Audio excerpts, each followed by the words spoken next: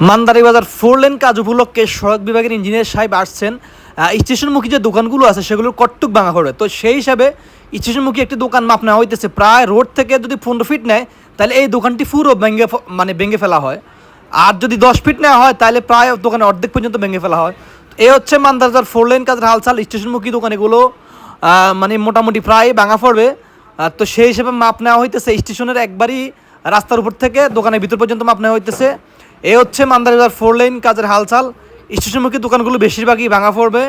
আল্লাহ তাআলা সবাইকে ধৈর্য দান করা, তৌফিক দান করুক। আর এই ভিডিওটি যারা দেখতেছেন অবশ্যই শেয়ার করে দিবেন সবার দেখার সুবিধার্থে। শেষ পর্যায়ে ইঞ্জিনিয়ার সাহেব দোকানদারের সাথে কথা বলে সেটাকেও আমি রেকর্ড করেছি, আপনারা দেখতে থাকুন। আমার তো ওই যে উত্তর লোকজন আছে, আমরা কতটুকু আপনার